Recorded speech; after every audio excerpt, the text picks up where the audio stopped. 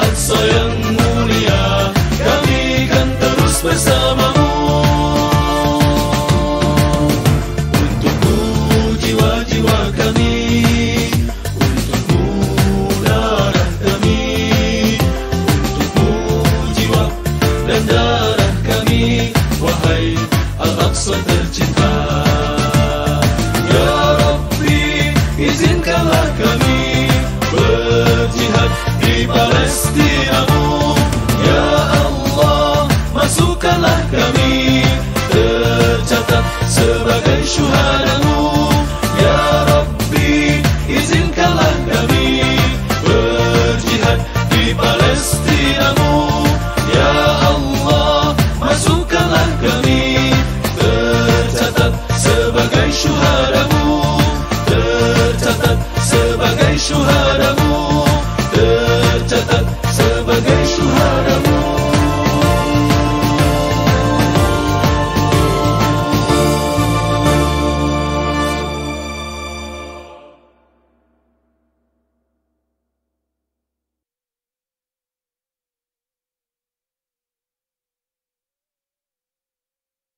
Datang ke pesta pantai besok nggak? Bakal seru loh. Seru tuh. Kamu ada lagu? Aku bawa gitar sih. Asik. Bisa bawain apa aja nih? Hotel California, terus No Woman No Cry, terus Hotel California.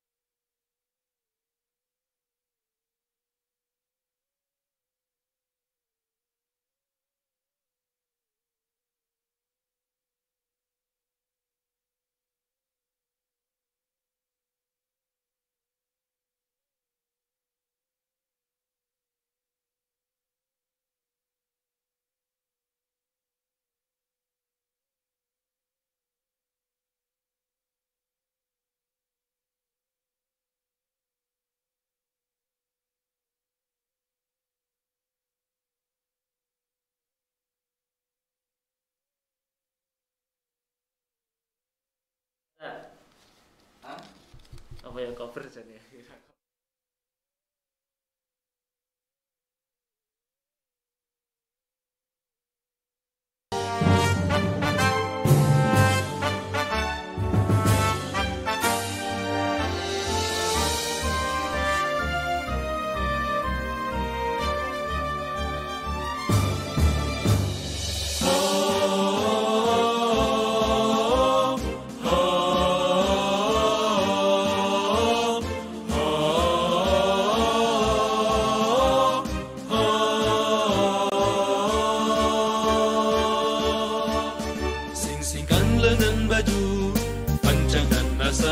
Ukirlah hari esok Pertiwijaya bergandengan tangan untuk meraih ridho Allah.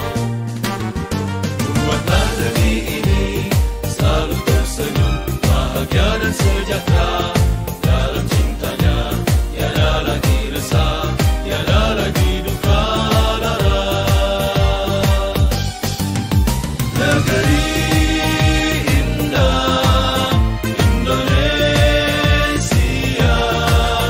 memanggil namamu.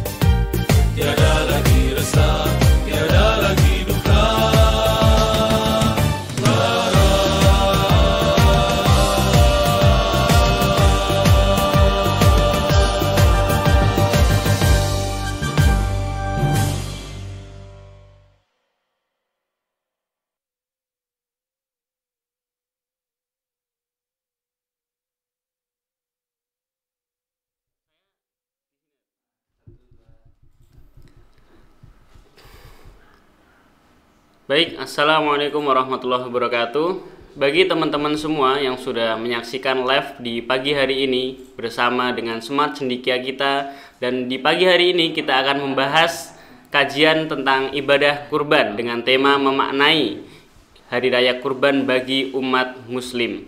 Nah, untuk teman-teman yang sudah bergabung, kami harapkan untuk tetap stay di channel Smart Cendikia kita, dan kami harapkan untuk bisa mengajak teman-teman yang lainnya, baik via Japri maupun bagi yang di tempat bersama, bisa disenggol untuk bergabung bersama kami.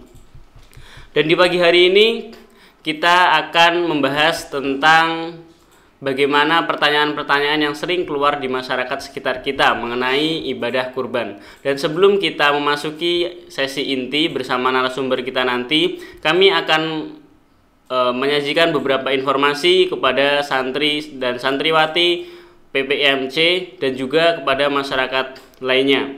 Yang pertama, kami membuka lowongan donasi sedekah Al-Quran untuk santri SMK IT Smart Informatika Surakarta dengan 50.000 per mushaf. Anda sudah ikut berpartisipasi dalam mencetak generasi Qurani. Dan bagi Anda yang mungkin ingin berdonasi, bisa menghubungi Yayasan Smart Cendikia kita dengan rekening yang sudah tertera di layar masing-masing. Nah, selain sedekah Al-Quran, kami juga menyediakan kebaikan lainnya berupa Anda sekalian yang ingin berdonasi berupa bantuan sepeda kepada santri kami. Nah, di bantuan sepeda ini nanti akan digunakan juga untuk santri SMK IT Smart Informatika. Dengan 100.000 Anda sudah ikut berpartisipasi dalam meringankan langkah mereka dalam menjemput mimpi. Dan rekening juga sudah tertera seperti yang di layar Anda. Nah, bagi yang ingin berdonasi bisa menghubungi hotline yang sudah tertera 0811 27 64 232 atau menghubungi DM di Instagram Smart Cendikia kita. Dan selain itu, kami informasikan kepada santri dan santriwati pesantren Insan Muda Cendikia bahwa kami juga mengadakan lomba video dan fotografi. Yang pertama, lomba fotografi. Kami membuka khusus untuk santri dan santriwati PPIMC, dan juga untuk video juga demikian. Nah, untuk video dan foto kami harapkan nanti karya berbentuk orisinil atau karya pribadi, dan juga maksimal pengumpulan kami mengharapkan sebelum jam 9 pada tanggal 3, tepatnya hari Senin 3 Agustus jam 9 malam. Nah, untuk ketentuannya ada beberapa ketentuan. Yang pertama, untuk video dibuat maksimal durasi 3 menit saja, dan video yang sudah dibuat bisa di-upload ke Instagram masing-masing dengan menggunakan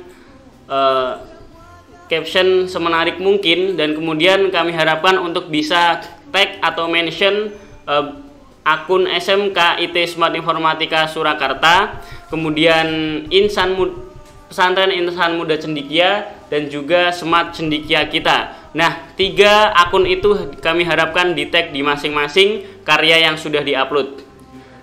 Nah, kemudian untuk hadiah kita sampaikan, kita mengambil 4 juara, 2 ikhwan dan 2 akhwat, favorit 1 dan favorit 2, baik ikhwan maupun akhwat.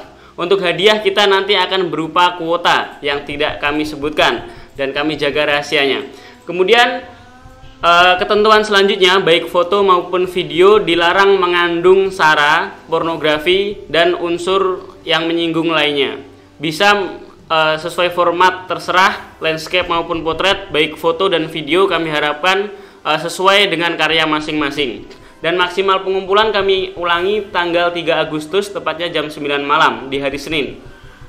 Dan masing-masing peserta boleh mengirimkan lebih dari 1 karya.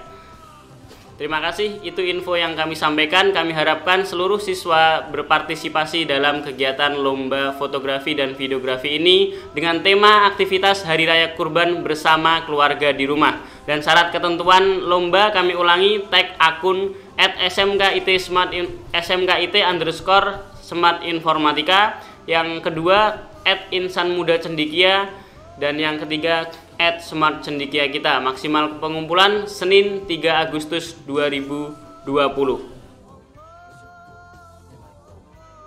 Nah, Baik, nampaknya sudah beberapa bergabung bersama kita di channel Smart Cendikia kita, dan kami harapkan untuk teman-temannya yang belum bergabung bisa dijapri via WA maupun yang lainnya untuk bisa bergabung bersama kami dan mendengarkan kajian pagi hari ini. Sembari kita menunggu rekan-rekan yang belum hadir, kami harapkan untuk peserta yang sudah bergabung bersama kami bisa menggunakan waktunya untuk menyiapkan yang pertama notulensi, kemudian bahan-bahan yang kira-kira dibutuhkan saat diskusi nanti atau saat kajian nanti. Baik sudah menyiapkan pertanyaan atau yang lainnya bisa disiapkan, nanti bisa ditanyakan melalui live chat. Nah, untuk menunggu waktu kita akan mulai, kami harapkan untuk peserta bisa mengambil mushafnya masing-masing, kemudian bisa kita tilawah bersama namun di tempatnya masing-masing. Terima kasih.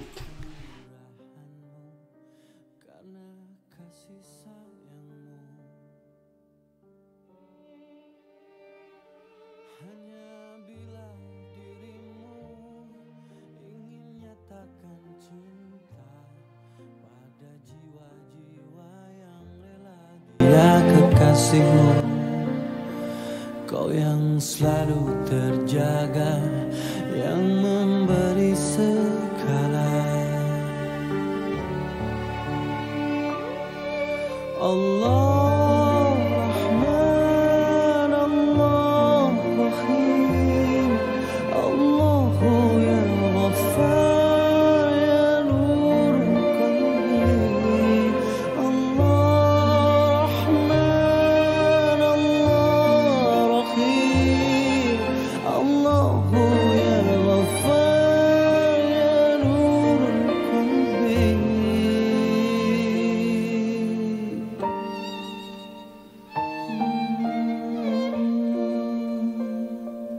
Di setiap nafas, di segala waktu, semua bersujud memuja asmamu. Kau yang selalu terjaga, yang memberi segala. Allah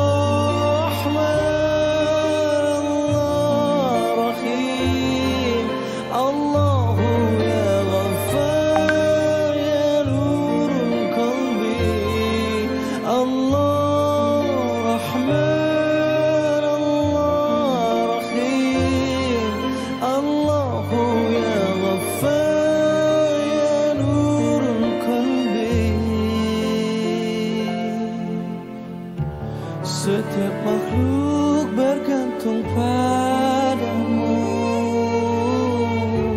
dan bersujud semesta untukmu.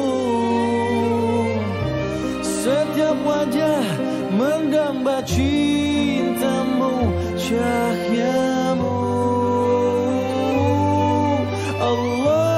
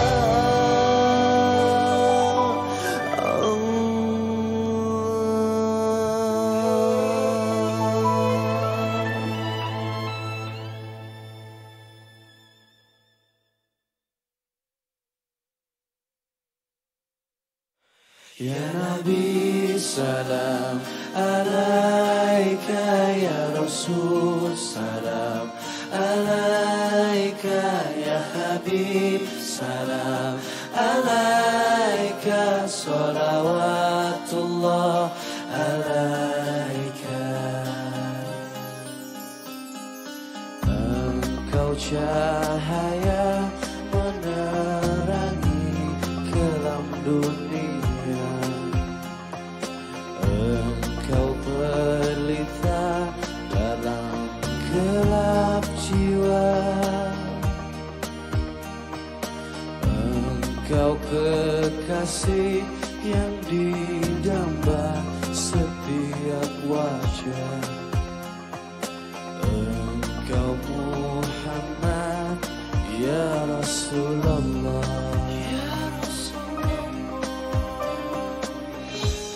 Allahumma salli ala Muhammad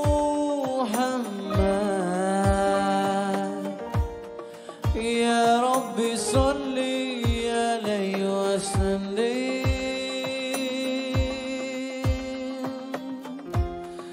Ya Nabi Allah pelita hatiku,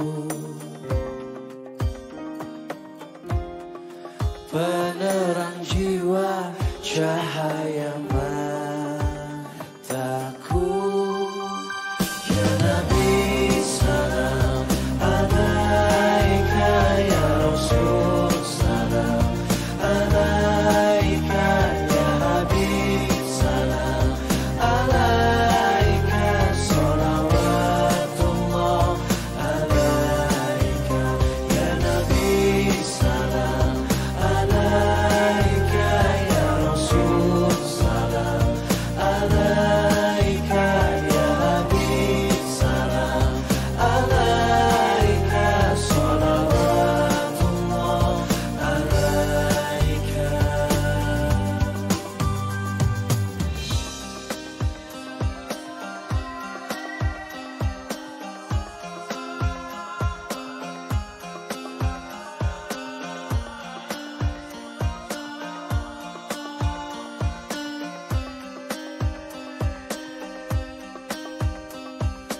Engkau cahaya menerangi kelam dunia.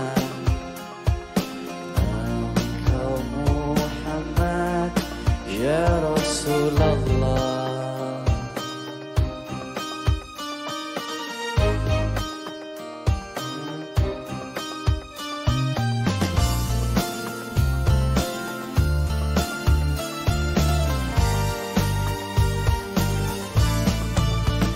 Ya Nabi salam alaika, ya Rasul salam alaika, ya Habib salam alaika, salawatullah alaika.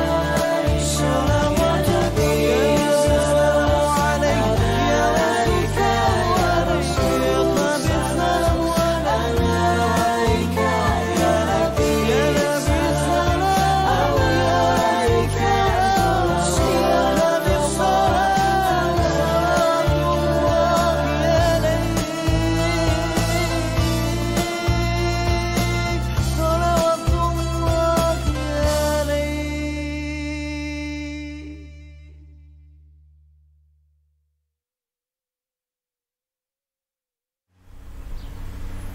Gak ada yang bisa ngalahin suara jalan.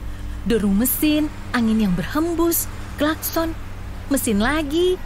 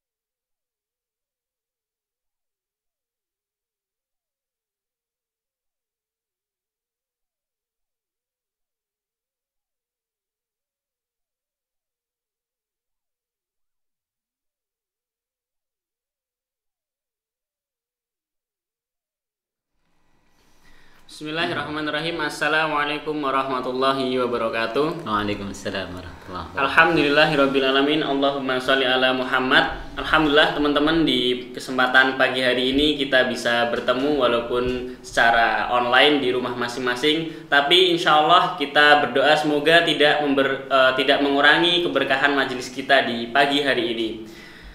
Dan baik, kita sudah bersama narasumber kita, beliau Ustadz Nurholis, dan kami harapkan para peserta yang di rumah maupun di tempat kerja maupun bersama teman-teman yang lainnya bisa dengan seksama menyimak kajian kita di pagi hari ini. Dan kami harapkan untuk peserta baik yang di rumah maupun yang di tempat lain yang mengetahui bahwa temannya belum bergabung bisa di japri via WA maupun yang lainnya untuk segera bergabung bersama kami. Dan teman-teman yang kami hormati, sebagaimana tercantum pada pamflet yang sudah beredar, kajian pada kesempatan pagi hari ini akan membahas tentang ibadah kurban dengan tema menggali dan memaknai hari raya kurban bagi umat muslim. Untuk itu, tentu sangat membutuhkan informasi sekaligus sebagai upaya kita bersama dalam menimba ilmu, sebagaimana yang kita harapkan bersama pada Smart Talk Show di pagi hari ini.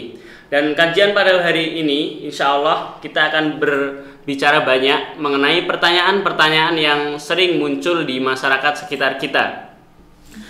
Bagaimana tentang hukum, sejarah, dan tata cara, dan pertanyaan-pertanyaan lainnya. Baiklah, sebelum pemateri menyampaikan pemaparannya, diharapkan seluruh peserta kajian untuk menyimak dengan seksama pemaparan dari narasumber kita nanti. Dan bagi yang merasa perlu menyiapkan notulensi, kami memberikan waktu untuk menyiapkannya.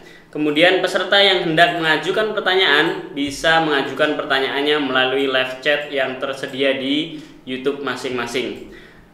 Baik, sepertinya kita akan segera memasuki sesi inti ini. Saya akan memberikan beberapa pertanyaan kepada narasumber nantinya, dan sekedar perkenalan singkat, beliau adalah Ustadz Nurholis, Magister Pendidikan, dan beliau sebagai Waka Kesantrian di Pesantren Pelajar Insan Muda Cendikia, dan sekaligus juga salah satu asatid yang bertugas di SMK IT Smart Informatika Surakarta. Bagi teman-teman yang mungkin belum masuk, insya Allah nanti akan bertemu ketika kita bertatap muka di SMK maupun di asrama pesantren pelajar Insan Muda Cendikia.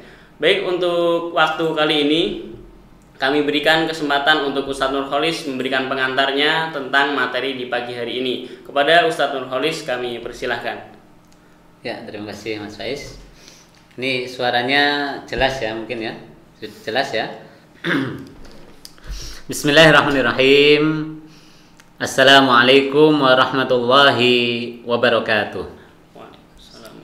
Alhamdulillah, Allahumma salli ala Muhammad Rasulillah wa ala alihi wa ashabihi wa man tabi'ahu wa mawalah, wa la hawla wa la quwwata illa billah, amma ba'dah. Pemirsa Smart Cendekia kita sekalian dimanapun panjenengan semua berada, serta santri-santri yang ada di rumah, ini kita akan mengkaji dan mengaji masalah seputar Idul Adha, seputar Hari Raya Kurban ya. Terkhusus mungkin ini secara umum adalah bahas tentang bulan Dzulhijjah itu sendiri. Sebelum panjang lebar ke masalah kurban, tentu kita harus membahas di mana posisi kurban itu, yang mana kita ketahui posisinya adalah pada bulan Dzulhijjah. Pemirsa sekalian, saya mungkin suaranya nanti kalau agak tersendat-sendat karena agak batuk ya Mas ya. Nah, itu mohon maaf nanti. Tapi insya Allah masih jelas ya. Saya meskipun batuk biasanya masih keras kok. Nah, hari ini kita sudah berada pada tanggal 9 Dzulhijjah. Ya, betul Mas Faiz ya? 9 Dzulhijjah, kita sedang puasa Arafah kan ini. Nah, kita akan masuk mulai dari pendahuluan dulu. Bahwa dalam satu tahun, satu kalender tahun kita ini terdiri dari 12 bulan. Ini sebagaimana Allah katakan dalam Al-Qur'an, inna iddatasy syuhuri 'indallahi 12 syahran fi kitabillah minha arba'atun hurum. Dalam 1 tahun putaran menurut hitungan Allah ada 12 bulan. Dan di antara 12 bulan itu ada 4 bulan haram. Ini kalender yang versi diinginkan Allah itu adalah kalender yang terhitung mulai dari Muharram. Mas Faiz hafal enggak? Iya. Dari Muharram sampai Dzulhijjah. Mau nyebutin? Boleh? Muharram, Safar, Rabiul Awal, Rabiul Akhir, Jumadil Awal, Jumadil Akhir. Dah. Rajab, Rajab, Safar, Sya'ban, Rajab, Saban, Dzulqa'dah. habis Sya'ban apa? Ramadan, Syawal, Dzulhijjah. Dzulqa'dah dulu. Dzulqa'dah, Dzulhijjah. Iya, betul pemirsa sekalian. Mas Faiz hafal, dikit lupa tadi ya. Saya ada rumusnya Mas, mau menghafalkan dengan mudah. Rumusnya menghafal singkatan berikut ini. Musa roro jum jum, rosa rosa dul dul. Nah, nanti kalau ngapalin itu gampang itu ya. Iya. Kalau nggak percaya coba ya, diikuti ya yang di rumah ya. Musa roro jum jum, rosa rosa dul dul. Nah, coba yang di rumah, coba yang di rumah. 1, 2, 3. Musa roro jum jum, rosa rosa dul dul. Nah, sekarang coba kita protoli satu-satu. Muharram, Safar, Rabiul Awal, Rabiul Akhir, Musa roro, ya kan? Jum Jumadil Awal, Jumadil Akhir. Sudah Musa roro, jum. Sekarang rosa rosa, Rajab, Saban, Ramadan, Syawal. Nah, Musa roro jum, rosa rosa. Sudah sampai rosa rosa. Tinggal 2 Mas. Dul. Apa itu? Dzulqa'dah, Dzulhijjah. Saya kalau diajari guru saya itu dikasih singkatan seperti itu. Jadi ngapalkannya sulit hilang. Kalau sudah hafal hilangnya sulit. Ya, coba sekali lagi yang di rumah ya. Bareng Mas Faiz ya. 1, 2, 3. Musa roro jum, rosa rosa dul dul. Ya, Masya Allah ya. Pasti sudah hafal yang di rumah ya. Ya, gampang. Ingat Mbak Rosa, ingat dul dul, ingat jum. Ya, dan kita orang Jawa ini kan banyak yang singkatan-singkatan model gitu dan enggak masalah ya. Yang penting itu mempermudah kita untuk mengingat sesuatu dan itu baik buat kita kalau kita menghafal bulan-bulan Islam itu. Muharram, Safar, Rabiul Awal, Rabiul Akhir, Jumadil Awal, Jumadil Akhir, Rajab, Sya'ban, Ramadan, Syawal, Dzulqa'dah, Dzulhijjah ya. Diingat ya yang di rumah ya. Musa roro jum, rosa rosa dul dul. Nah, itu. Dan dari 12 bulan itu ada 4 bulan haram. Nah, 4 bulan haram ini yang 3 bulan itu berturut-turut, yang 1 melencar jauh. 4 bulan haram ini haram maksudnya haram berbuat sesuatu yang dilarang, sekaligus haram dalam makna yang khusus, yaitu haram itu dimuliakan. Nah, 4 bulan haram ini ada 3 yang berturut-turut, yaitu bulan 11, bulan 12, bulan 1. 11, 12, 1. Dzulqa'dah, Dzulhijjah, Muharram. Ini bulan haram yang 3. Kemudian yang 1 melencar jauh, yaitu bulan Rajab. Pemirsa sekalian, 4 bulan haram ini sangat dimuliakan Allah dan punya nilai lebih dibanding bulan-bulan lain di bawah Ramadan. Oleh sebab itu, salah satu di antara 4 itu ada yang namanya bulan kita ini. Bulan apa kita ini, Mas? Dzulhijjah. Bulan Dzulhijjah. Dan bulan kita ini adalah bulan mulia yang memiliki banyak keutamaan. Mungkin bisa ditampilkan slide ya yang sudah saya siapkan. Saya sudah siapkan slide. Di slide. Sudah kelihatan? Ya. Baik pemirsa yang di rumah. Ini saya sudah siapkan slide, bisa dilihat di layar. Ini saya akan sampaikan tentang fadlul ayyamil ashri min Dzulhijjah. Keutamaan bulan Dzulhijjah. Nih ya. Saya kasih bintang nih ya. Bulan Dzulhijjah ini bulan istimewa. Ini bulannya sini. Nah, bulan istimewa. Nah, kenapa bulan Dzulhijjah ini istimewa? Karena ini yang pertama, Allah bersumpah. Yang pertama nih, Allah Subhanahu wa taala bersumpah fil Qur'anil Karim, di dalam Al-Qur'an, biha, dengan menggunakan bulan Dzulhijjah. Terkhusus 10 hari pertama bulan Dzulhijjah. Wallahu taala la yuqsimu illa bi syai'in 'adzim. Nah, kalau ulama semua sudah menjelaskan, tidak mungkin Allah bersumpah dengan sesuatu di Al-Qur'an kecuali sesuatu itu dianggap besar, dianggap agung, ya.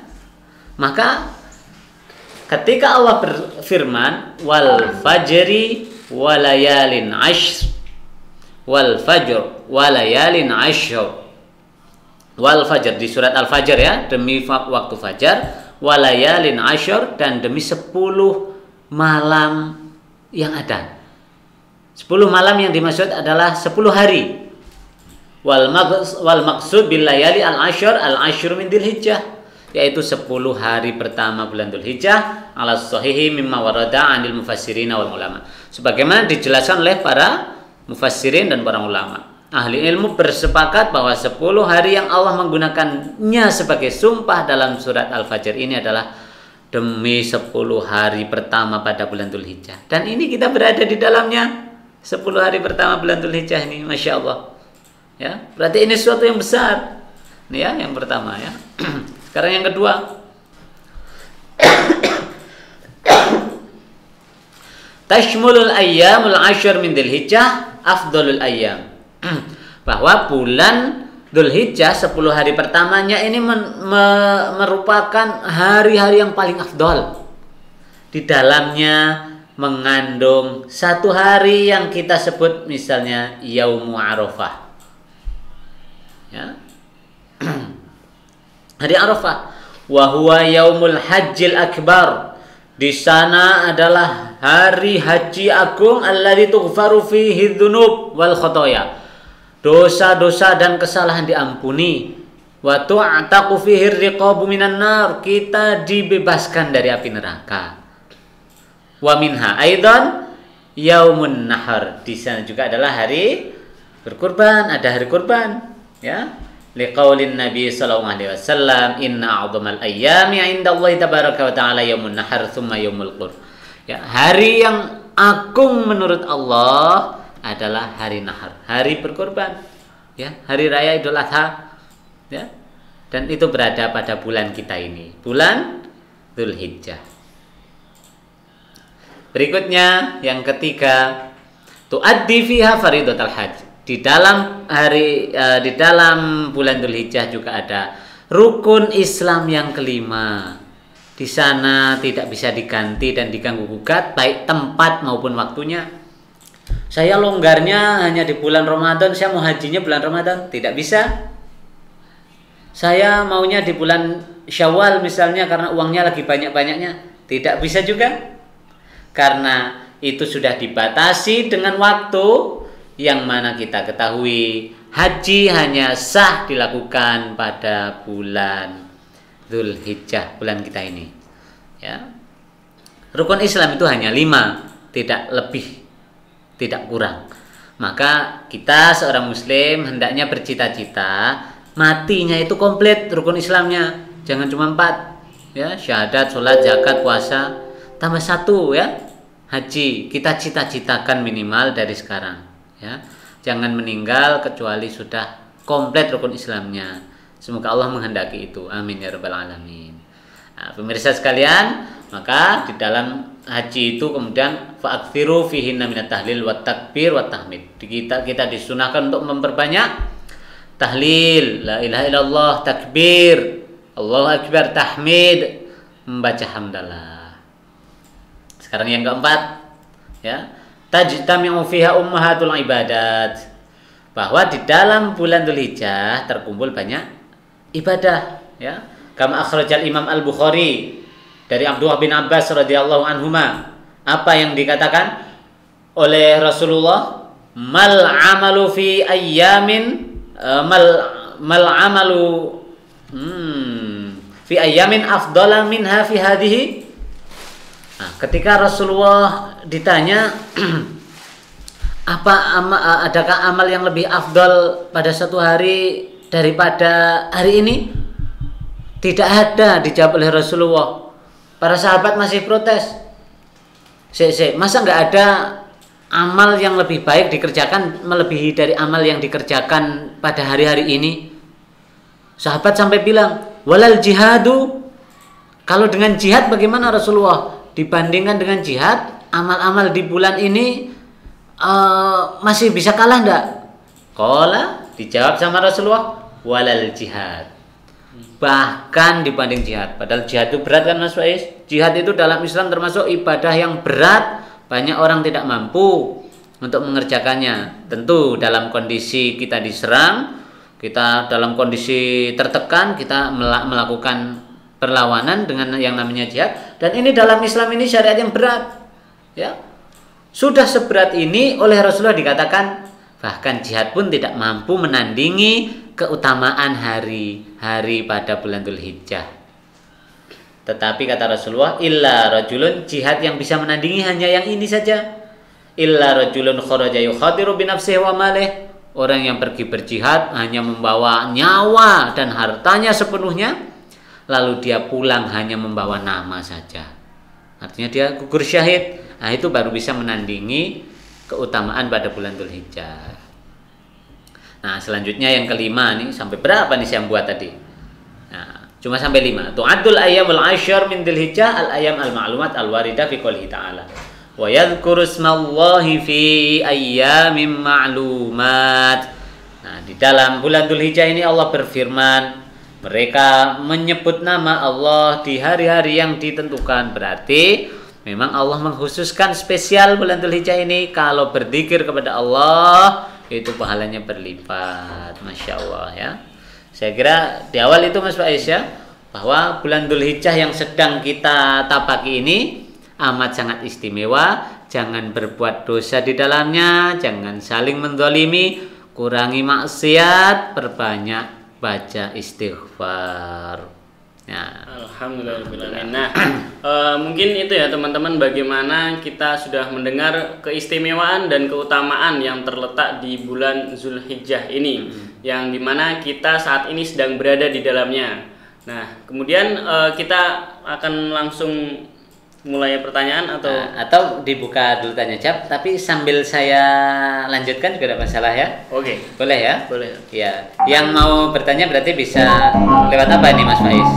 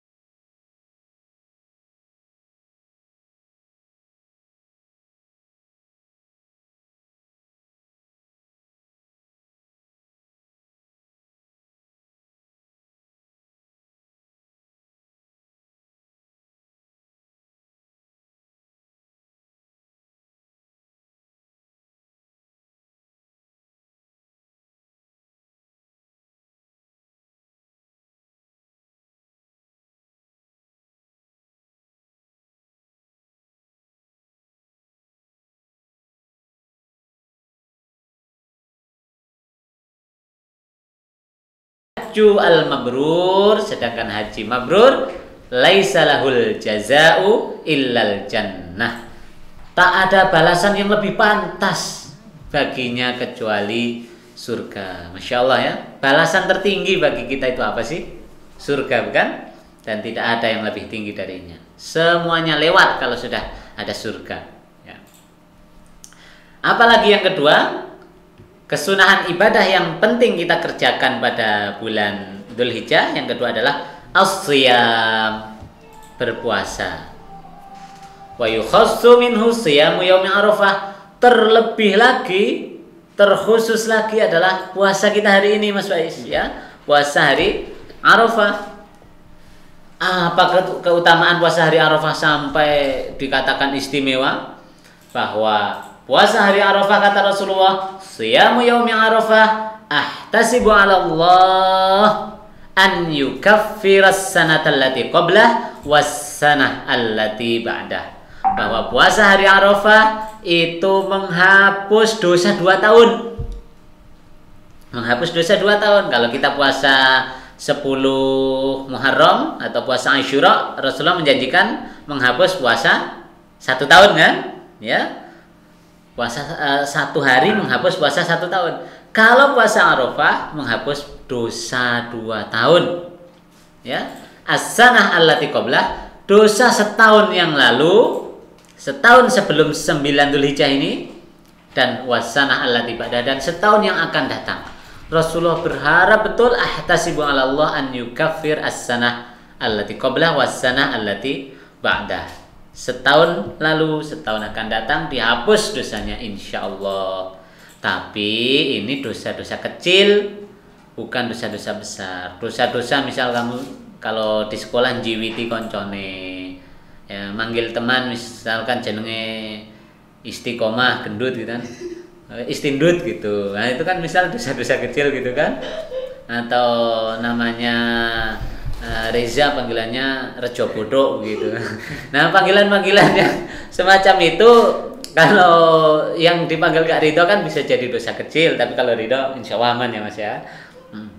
Nah dosa-dosa kecil itu terhapus setahun yang lalu dan setahun yang akan datang insya Allah. Tapi jangan mentang-mentang sudah dihapus kemudian menyengaja. Kalau menyengaja berbuat dosa, jadinya dosa yang tidak kecil lagi, nanti menumpuk ya. Dosa-dosa yang tidak disengaja, yang kecil-kecil itu kan tetap dihitung dosa, tapi karena kita puasa Arafah terhapus insya Allah ya. Ketiga, apa yang penting kita lakukan? At-takbir wa tahmid wa tahlil. Memperbanyak zikir, takbir, tahmid, tahlil, zikir ya. Ya sebagaimana apalagi mulai nanti malam, mulai hari ini sudah disunahkan kita kalau mau takbiran ya.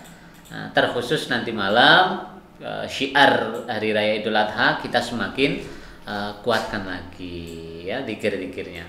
Yang keempat, perbanyak taubat, istighfar, berlepas dari dosa, taqarrub ilallah, berdoa ya. Hari dimana kita puasa, hari dimana kita sedang taqarrub kepada Allah, kalau berdoa insya Allah lebih makbul dibanding hari-hari biasa. Insya Allah ya. Ini semua keutamaan ini ada di bulan Dzulhijjah. Nah sekarang masuk poin yang akan kita bahas panjang lebar nanti insya Allah, yaitu yang kelima, yang disunahkan di dalam bulan ini adalah berkurban, ibadah kurban. Nanti fikihnya akan kita bahas lebih panjang insya Allah untuk tema yang ini, yaitu iqtidaan bin Nabi SAW, karena mengikuti Nabi SAW yang syariatnya mencontoh syariat bapak beliau Ibrahim alaihissalam, Abul Anbiya, bapaknya para nabi. Ithabata anna Anas bin Malik, bahwa Anas bin Malik radhiyallahu anhu qol berkata, dohan Nabi sallallahu alaihi wasallam, Nabi sallallahu alaihi wasallam berkurban dengan bikabsyaini, dengan 2 kambing kibas, aqronaini, memiliki 2 tanduk ya. Dzabahahuma biyadihi, Nabi menyembelih sendiri kambing beliau. Wa wada'a rijlahu ala sifahihima, kaki kambingnya ditaruh di pundak kambing itu oleh Nabi ya. Berarti Nabi menyembelih kambing untuk berkorban di suatu waktu. Di waktu yang lain Nabi juga kadang menyembelih hewan yang lain. Ya, demikian ya, saya kira nanti seperti apa penjelasan poin yang 5 ini nanti kita bahas lebih lengkap lagi insya Allah ya. Gitu Mas Faiz. Nah, selanjutnya apa ini? Baik, alhamdulillah. Berikut tadi sudah dijelaskan juga beberapa keutamaan, diantaranya apa yang harus kita laksanakan, ibadah-ibadah yang dimaksudkan Rasulullah SAW pada bulan Zulhijjah ini. Sepertinya tadi sudah ada ada salah satu santri kita bertanya melalui live chat. Nah, atas nama Farida Nur Hayati itu ya, akun Farida Nur Hayati. Assalamualaikum Ustadz. Afwan, ana Torik Syifa Az-Zuhair. Absen 23 kelas 10A. Izin bertanya. Tadi ana dengar Murid baru ya? Oh iya. Masya Allah. Ya, assalamualaikum Mbak Farida Nur Hayati. Oh, Torik namanya, Tat. Torik Syifa Az-Zuhair. Oh, Torik Syifa Az-Zuhair ini laki-laki apa perempuan ya? Itu ada ananya. Ana itu ana.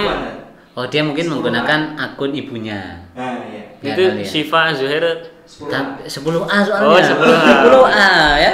Ya maklum antum belum bertemu kan dengan santri-santri ya. Maaf jika salah ya Mas. Panggilannya Mas Torik aja lah ya. Mas Torik. Jangan Syifa, nanti Mbak Syifa. Itu ada ananya depannya, Tat. Ana Torik Syifa. Ana itu saya. Oh iya. Ya. Wah, ini polos banget ya. Tadi ana dengar setiap amal perbuatan akan dilipat gandakan pada bulan ini. Apakah maksiat termasuk? Afwan jidan Ustaz. Apakah maksiat termasuk? Itulah kabar buruknya Mas Torik. Para ulama ketika menjelaskan tentang kejadian-kejadian pada bulan ini serta pahala dan dosa yang ada di bulan ini, mereka nyaris tidak ada perbedaan pendapat bahwa maksiat di bulan-bulan haram itu juga dilipat gandakan dosanya, sebagaimana berbuat baik dilipat gandakan pahalanya. Berbeda dengan bulan Ramadan. Kalau Ramadan itu memang berkah betul, sebetul-betulnya buat kita. Kalau berbuat pahala lipat gandakannya sampai totalitas, tapi kalau berbuat dosa insya Allah tidak dilipat gandakan. Maka bulan haram ini memang betul harus hati-hati ya Mas Torik ya, dan para pemirsa sekalian, karena berbuat dosa juga dilipat gandakan dosanya. Naudzubillah min dzalik. Semoga Allah melindungi, menjaga kita semua dari dosa-dosa yang disengaja maupun yang tidak disengaja. Iya. Gitu ya. Ada lagi dah? Kalau enggak ini ya, kan tadi kita sampai di poin kelima tentang keutamaan ibadah kurban. Kalau kita misal runtut sejarahnya, sebenarnya ibadah kurban ini kan ibadah yang dicontohkan oleh Nabi Ibrahim dan Nabi Ismail putranya. Namun yang menjadi pertanyaan, kapankah kurban disyariatkan pertama kali dalam syariat Nabi Muhammad SAW? Ada pertanyaan lagi dulu, ya? Dijawab lagi berarti. Oh boleh. Ya. Itu. Assalamualaikum, saya Mu'anah, absen 21 10B. Murid baru ya? Iya, murid baru. Apakah perempuan yang sedang berhalangan atau haid boleh melakukan hal-hal sunnah selain puasa? Terima kasih. Perempuan yang sedang haid ini, karena sudah takdir Allah, perempuan harus menghadapi siklus bulanan yaitu haid. Dan pertanyaannya, apakah perempuan yang haid boleh mengerjakan ibadah-ibadah sunnah tadi? Ya, selain puasa dan sholat serta menyentuh Al-Quran, itu perempuan boleh mengerjakannya, ya, boleh mengerjakan ibadah-ibadah sunnah tadi. Misalnya apa? Bertahmid, takbir, tahlil. Jadi Mbak Mu'anah nanti malam ikut takbiran itu masih boleh ya, bagus takbiran. Jangan mau kalah sama laki-laki dalam hal kebaikan, ya, jangan mau kalah. Berikutnya apa lagi? Datang ke tempat sholat id. Itu Rasulullah juga menganjurkan wanita haid, anak-anak kecil itu datang saja ke tempat id, ke lapangan, ke masjid, tapi tidak usah masuk masjid, ikut hadir saja, tapi jangan ikut sholat, ya. Karena Rasulullah menyuruh ajak perempuan-perempuanmu, anak-anakmu datang ke sana, ya. Tidak masalah, kita ramaikan karena ini adalah syiar dan untuk membesarkan kemuliaan agama kita. Ya, demikian ya Mbak Mu'anah. Jadi masih bisa melakukan banyak hal-hal yang bernilai ibadah bagi wanita haid, tetap bisa berpanen pahala insya Allah. Dan selanjutnya Mas Faiz tadi sudah mulai menyampaikan ya, agar saya mulai masuk ke materi kurban ya. Oh iya, termasuk sejarahnya dan seterusnya. Baik pemirsa sekalian yang berbahagia, sambil kalau ada pertanyaan silahkan dilanjutkan di live chat di YouTube sebagaimana tadi moderator sampaikan. Nah, kurban ini boleh diartikan nyembelih saja lah lebih tepatnya. Kurban karena kalau dari si bahasa artinya mendekatkan diri kepada Allah. Mendekatkannya dengan cara mengorbankan sesuatu yang kita sukai, yang kita miliki, yang dalam hal ini adalah sudah ditentukan jenisnya, nggak boleh diubah-ubah ya, bahwa kurban ini harus menggunakan binatang ternak versi Arab. Nah, versi Arab masa lalu, nggak juga versi Arab masa sekarang. Binatang ternak versi Arab atau al-an'am, bahimatul an'am, versi di masa pensyariatan ini, yang mana adalah hewan berkaki 4 yang menurut spesifikasinya adalah bahimatul an'am. Jenisnya dari 3 ya, kambing dan spesiesnya seperti domba, kibas, wedhus Jawa, wedhus gembel, apa sajalah namanya ya, sondesip, itu semua boleh ya. Kemudian sapi dan segala spesiesnya, kerbau, sapi Bali, sapi Jawa, sapi Madura, sapi India, sapi India yang biasa di film Shiva itu. Ya, tadi ada yang Mas Torik itu Torik Shiva namanya ya. Jangan panggil aku anak kecil paman ya. Aku Shiva ya. Ya itu musuhnya ya. Enggak ya. Itu temannya paman Ladusing ya. Nah selanjutnya unta. Nah, unta juga ya dengan segala variannya. Saya tidak tahu varian unta karena kita bukan masyarakat Arab yang berdampingan dengan unta. Karena unta ini unik ya Mas. Kecil di Arab, lahir di Arab, dirawat orang Arab, makanannya makanan Arab, tapi nggak bisa bahasa Arab. Nggak bisa bahasa Arab. Maka kamu jangan kayak unta Mas ya. Belajarnya komputer, tiap harinya klik komputer, materinya komputer, nggak bisa komputer, unta kamu. Jangan seperti itu ya. Kamu sekolah yang tenanan sehingga lulus dari sekolah kamu itu ya tenanan, punya kapasitas, kapabilitas ya. Sekolah lulusan terbaik TKJ, kon masang jaringan, berat muda. Nah yo, ini yang alumni tersindir ya. Nggak apa-apa, saya sengaja ya. Ya biar kalian tenanan lah gitu ya. Nah selanjutnya bahwa udhiyah ini adalah disyariatkan ya. Disyariatkan misalnya ini Nabi juga dilaporkan dalam Sahih Bukhari, Sahih Muslim, Nabi itu menyembelih hewan sembelihan. Nabi mengikuti ajaran bapaknya, juga diperintahkan dengan ayat Al-Qur'an di dalam surat Al-Kautsar, fasholli li rabbika wanhar. Ini ayat ini kalau surat Al-Kautsar ini secara umum kan turunnya setelah Nabi dibully. Anak beliau yang bernama Qasim dan Ibrahim meninggal. Qasim meninggalnya di Mekah, Ibrahim meninggalnya di Madinah. Ketika Nabi sudah di Madinah, nah ini Nabi dibully habis-habisan. Wah, Nabi tidak punya keturunan ya. Laki-laki anak Nabi sudah mati semua, yang hidup kan tinggal Fatimah nanti. Nah, sehingga Nabi dianggap abtar ya. Wes mandek, kamu tidak bisa melanjutkan terah kenabianmu. Maka Allah ingin mengatakan Muhammad ini sosok kuat, Muhammad ini tidak lemah seperti persangkaan mereka. Maka Allah katakan inna a'tainaka al-kautsar. Aku telah beri kamu al-kautsar, nikmat yang amat sangat banyak.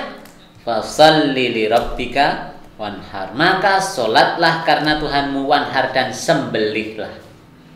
Ya, sembelih. Fasholli, maka ini juga yang mendasari dari sisi fikih bahwa nyembelih hewan kurban itu harus setelah sholat Id. Kalau sekarang kita nyembelih karena saking semangatnya, misal boleh enggak? Enggak boleh. Karena itu hanya nilai sedekah biasa. Kalau kita sembelih sekarang, bagikan. Kalau mau bernilai kurban yang pahalanya berlipat-lipat itu, maka harus jatuh setelah hari raya dan setelah sholat Id, ya. Nah, sekarang Mas Faiz tanya aja ya, saya mau jelasin apa nih kira-kira selanjutnya. Kalau tadi kan kita sudah tahu syariat kurban Nabi Muhammad. Kemudian apakah menyembelih hewan kurban ini hukumnya wajib bagi yang mampu? Oh, nyembelih kurban hukumnya sunnah ya. Sunnah menurut jumhur ulama. Meskipun mampu, itu hukumnya sunnah. Bahkan nggak begitu mampu tapi kemudian nabung menjadi mampu, tetap sunnah. Jadi tidak bisa menjadi wajib. Nah, cuma sunnahnya ini sunnah ain apa sunnah kifai, itu ulama berbeda pendapat. Sunnah ain ini sunnah kewajiban, kesunahan bagi tiap individu, atau kesunahan cukup satu keluarga mewakili seluruh anggota keluarga yang lain. Nah, ini ulama berbeda pendapat. Kalau dalam mazhab Syafi'i misalnya sunnah ain untuk sekali. Jadi untuk nyembelih yang pertama itu masing-masing individu mendapat kesunahan. Tapi untuk nyembelih berikut-berikutnya cukup satu keluarga nyembelih satu dengan mengatakan, misal Mas Faiz punya anak istri, anaknya 5, istrinya 1. Mas Faiz nyembelih kambing 1. Terus Mas Faiz niatkan nih pahalanya untuk istri dan 5 anak saya. Itu sah. Ya, dan itu cukup menurut mazhab Syafi'i. Misalnya semacam itu, Mas. Ya. Dan hukumnya sunnah ya, Mas ya. Kalau misal diawali dengan nadar untuk berkurban, oh, kalau untuk berkurbannya didahului nadar, maka yang menyebabkan wajib itu sebenarnya bukan kurbannya tapi nadarnya. Bahwa setiap nadar itu kan ketika dia adalah kebaikan maka wajib dipenuhi. Maka kurbannya menjadi wajib. Nah, kurban yang wajib ini juga nanti bisa merubah hukum-hukum lain, Mas. Jadi kurban ini kan aslinya sunnah, tapi kalau sudah dinadarkan hukumnya jadi wajib. Dan kalau sudah jadi wajib nanti menular ke berikut-berikutnya. Misalnya kurban sunnah ini kan dagingnya boleh dibagi ke orang non muslim.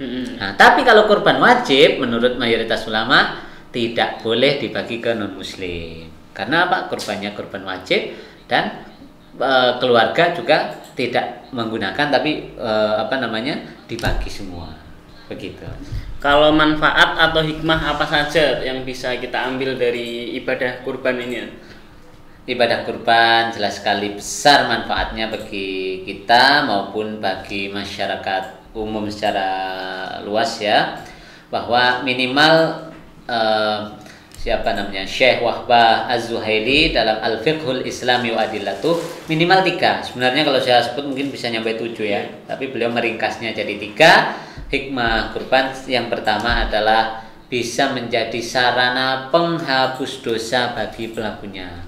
Bahwa sebelum darah itu menetes ke bumi sekalipun disembelih itu hewan, maka pahalanya sudah sampai dan menggugurkan dosa pekurbannya. Masya Allah ya, cepat sekali sampainya dampak dari ibadah kurban itu bagi pelaku. Yang kedua adalah bahwa kurban ini adalah sebagai syiar bentuk kemuliaan ajaran Islam secara sosial ya, bahwa Islam ini memang bukan agama omong doang ya. Agama ini adalah agama praktek yang kiprahnya nyata di masyarakat.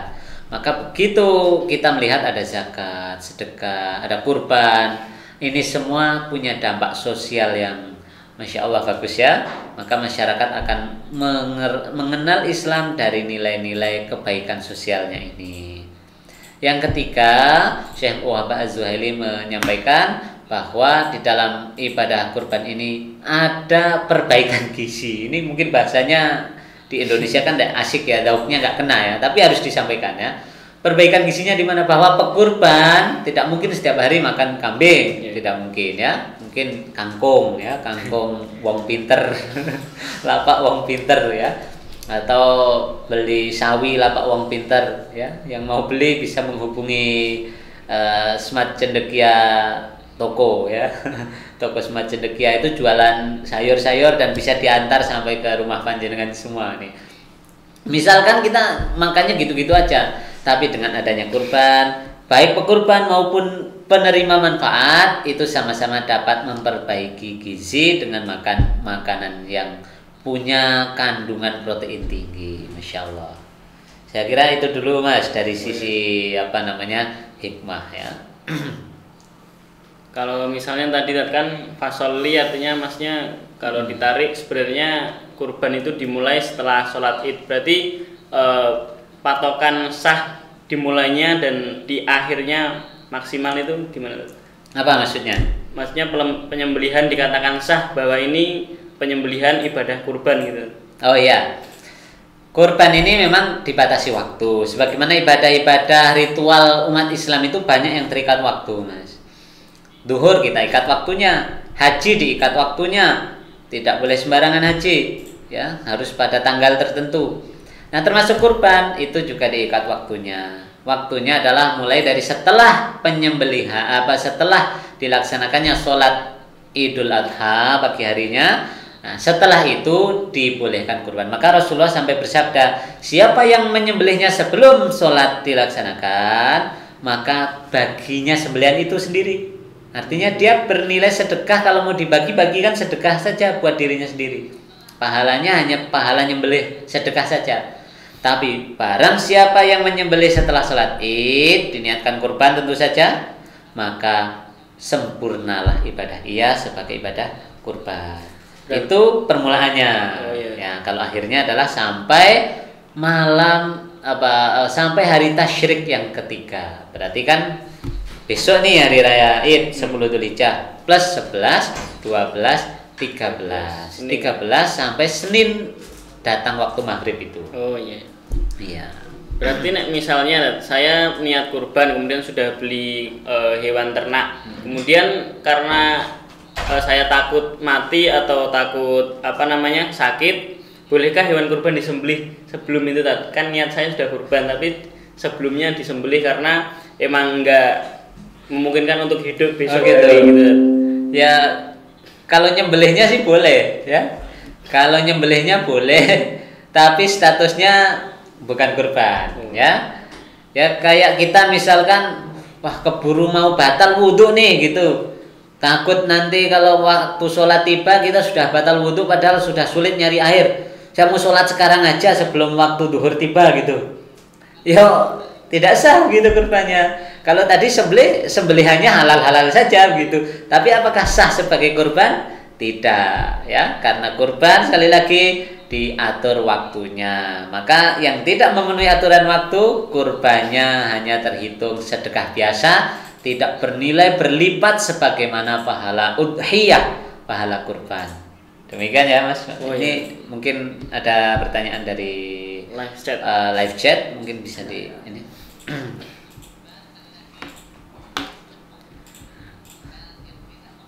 Pertanyaan dari akun atas nama Mu'anah 478. Assalamualaikum, izin bertanya, apakah orang yang belum akikoh boleh melakukan kurban? Ini masalah akikah dan kurban ya. Boleh tidak belum akikoh mau kurban dulu gitu ya. Padahal kecilnya belum diakikohi. Boleh saja, bebas, tidak dibatasi orang kurban itu harus akikoh dulu atau orang akikoh harus kurban dulu. Itu dua ibadah yang terpisah, berbeda dan tidak saling mempengaruhi, ya. Sama sekali tidak saling mempengaruhi, jadi tidak ada larangan. Boleh saja. Ya, bahkan Mbak Mu'ana, Mas Faiz, saya kalau misal dulu belum akikoh kok mampunya akikoh misalkan setahun lagi begitu, baru kita nyembelih akikoh atas nama diri sendiri, itu menurut para ulama boleh saja, ya. Artinya tidak masalah. Ada pertanyaan lagi, Haulah Azizah. Assalamualaikum warahmatullahi wabarakatuh, Ustaz.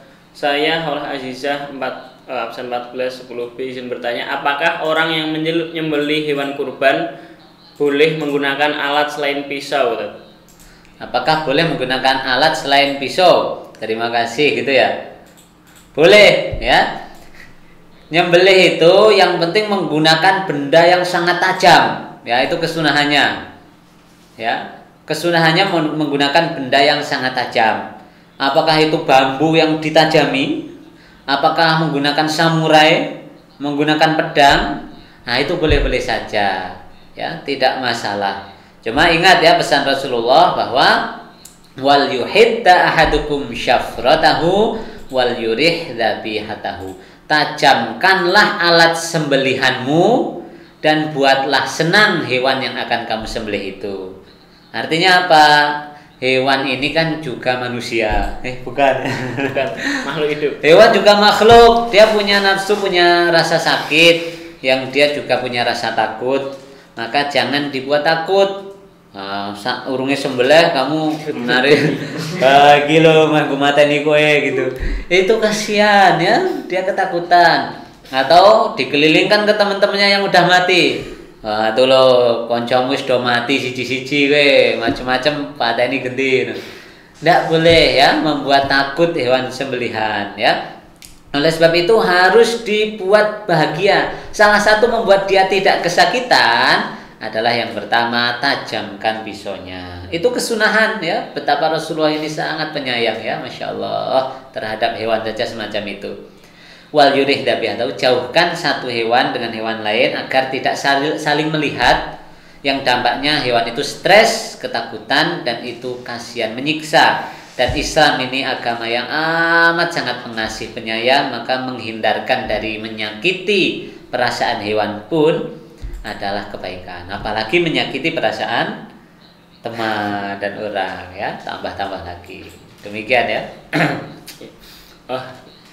Kemudian ini kalau kita kurbanan biasanya di masyarakat itu berpatungan. Sebenarnya acuannya kurban patungan sapi 7 orang, atau bolehkah misalnya nggak sampai 7 kita patungan sapi? Ya, Rasulullah menyampaikan bahwa dalam sebuah hadis dalam Sahih Bukhari, sahabat ada yang bercerita, dulu kami melakukan safar bersama Rasulullah. Dan di saat safar itu datanglah hari raya Idul Adha. Kemudian kami berkelompok 7 orang dan kami nyembelih sapi. Nah, artinya apa? Oleh para ulama dikatakan berarti patungan hewan itu boleh, tetapi maksimal berserikatnya berpatungannya 7 orang, maksimal 7 orang. 7 ini bukan keharusan tapi batas maksimal. Misal saya sama Mas Faiz nih mau nyembelih sapi, patungannya 2 orang saja. Nah, itu boleh dan tidak harus 7, 6 orang, 5 orang, sendiri juga boleh ya. Nah, oleh sebab itu patungan boleh tapi maksimal 7. Lantas kalau yang terjadi di sekolah-sekolah gimana? Yang di sekolah-sekolah tidak sah sebagai kurban. Tapi itu latihan kurban, judulnya sedekah anak-anak untuk latihan kurban. Tapi itu sama sekali tidak mendapat pahala kurban. Karena kalau sekolah itu kan urunan 10 hewunan Mas, terkumpul uang 3 juta. Nah, dari 300 anak jatuhlah sapi 1 misalnya. Nah, yang demikian jatuhlah kambing 1 disembelih kambing itu, maka 10 anak ini dapat pahala sedekah 10.000 itu masing-masing, tapi tidak mendapat pahala kurban ya. Jadi tidak bernilai sebagai ibadah kurban meskipun disembelihnya di hari raya Idul Adha ya. Meskipun sekolah ngomongke kurban, di sekolah kami ada 17 ekor begitu kambing ya, sama sekali tidak bernilai kurban. Tapi tidak masalah kalau mau dilakukan, cuma itu tidak bernilai kurban. Ya. Kalau misalnya yang terjadi di masyarakat kan ada beberapa masyarakat yang menggunakan sistem arisan atau utang gitu. Itu gimana? Tidak masalah ya, kurban utang tidak masalah menurut para ulama. Tapi kita sudah yakin ada kesanggupan ketika melakukan utang itu untuk mampu membayarnya. Kalau sudah yakin tidak mampu bayar kok tetap maksa utang, malah makruh ibadahnya, malah sangat tidak dianjurkan ya. Ya, maka ibadah dengan hutang pun tidak masalah dalam semacam ini ya, dan sah, tetapi anjurannya harus bisa mengukur diri. Namanya juga sunnah. Sunnah itu kalau kita mampu mengukur itu tidak masalah, tapi kalau tidak mampu ya jangan maksa, namanya masih sunnah kok. Demikian ya Mas. Oh ya. Kita buka pertanyaan kembali melalui live chat, sepertinya tadi ada yang belum tersampaikan. Pertanyaan selanjutnya atas nama akun Hanum Salsabila. Assalamualaikum Ustadz, saya Hanum Salsabila 11B. Sebagai perempuan kan pasti punya kodok puasa ya Ustadz. Nah pas puasa Arafah itu kita boleh niatnya digabungkan sama puasa kodok atau gimana? Menggabungkan puasa Arafah yang sunnah dengan mengkodok puasa Ramadan begitu maksudnya ya? Oh ya. Kalau kita menggabungkan satu puasa dengan puasa lain, itu sah asalkan sama-sama sunnah. Ya, misalkan ini hari Kamis ya. Ya, Kamis. Nah, kita puasa Arafah diniatkan sekaligus puasa Senin Kamis. Senin Kamis. Kan sunnah kan? Nah, itu sah. Boleh. Selama sama-sama sunnah, maka mendapat 2 double pahala. Yang belum niat sekarang diniatkan ya. Puasa sunnah kan niatnya nggak harus malam kan? Niatnya sekarang bisa ya. Kalau belum makan, belum minum ya. Diniatkan puasa, double niat tidak masalah selama sama-sama puasa sunnah. Diniatkan puasa Arafah yang sunnah dan puasa hari Kamis yang sunnah juga. Maka dapat double niat puasa insya Allah. Nah, tetapi kalau puasanya adalah puasa wajib, di double niat itu tidak boleh. Kita harus menangkan yang wajib kalau tetap mau puasa hari ini.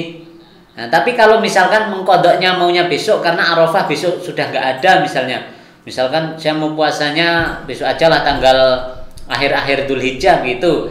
Karena Arafah cuma sehari eman-eman. Jadi kita hari ini lebih memilih puasa Arafah, mengkodoknya lain waktu. Itu tidak apa-apa. Tapi kalau mengkodok puasa wajib kemudian menggabungkan niat dengan puasa sunnah itu tidak boleh. Diniatkan yang wajibnya saja, sunnahnya tidak usah, tidak apa-apa. Atau kalau hari ini mau sunnah saja, wajibnya kapan-kapan itu juga boleh. Ya, silahkan demikian ya Mbak Hanum Salsabila. Ini kayaknya komentar-komentarnya kalau dibacain lucu-lucu Mas. Ya, atasnya itu sudah ada pertanyaan lagi ya? Oh, sudah ada pertanyaan lagi. Oh, bukan. Komen-komen ya. Oh, belum ada pertanyaan lagi ya. Boleh dong baca komen-komen buat lucu-lucu? Oh, boleh. Saya enggak. Oh, ini.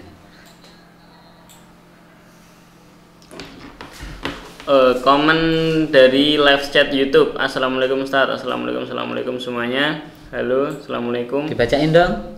Assalamualaikum semuanya. Dari Mbak siapa Zizi gitu. Oh, assalamualaikum. Nah, yang assalamualaikum enggak usah, yang lucu-lucu aja. Musaroro jum-jum rasa dul-dul dan. Oh, ya, siapa itu? Alif Fadila. Haulah Aziza.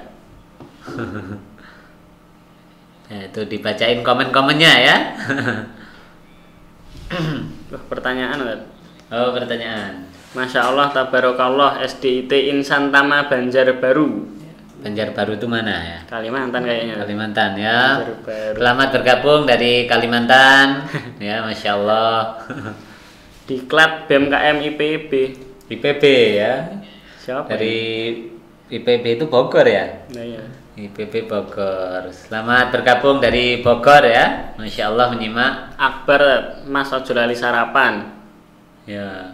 Tadi ceritanya Akbar itu sahur nggak bangunin temennya Lat. Wah, iya. Sahur sendiri Lat. Dia urek ya. Mau solih sendiri itu ya. Tuh komennya, Mas ojo lali sarapan. Masya Allah. Mas Faiz puasa, jangan kamu goda ya. Ya. Oke. Mungkin kita kembali ke tentang ibadah kurban dan sekitarnya atau fikih-fikih yang berkaitan dengannya, Dad. Ya. Yang pertama, ketika misalnya kita punya hewan kurban, sebenarnya lebih utama mana kita sembelih sendiri secara pribadi, kemudian kita bagikan, atau disembelihkan orang lain, dan syarat-syaratnya kira-kira untuk menyembelih itu apa saja? Gimana? Sembelih sendiri dengan disembelihkan orang lain gitu ya? Ya, itu apa namanya lebih utama nyembelih sendiri. Ya karena apa? Karena Rasulullah dalam prakteknya melakukan penyembelihan itu sendiri. ada sekali waktu memang Rasulullah menyuruh Ali untuk memproseskan daging hewan kurbannya, tapi lebih sering Rasulullah menyembelih sendiri. Bahkan dalam satu waktu ketika menyembelih 2 ekor kambing kibas tadi, Mas, Rasulullah bilang, kurban pertama ini untuk Muhammad sekeluarga, ya.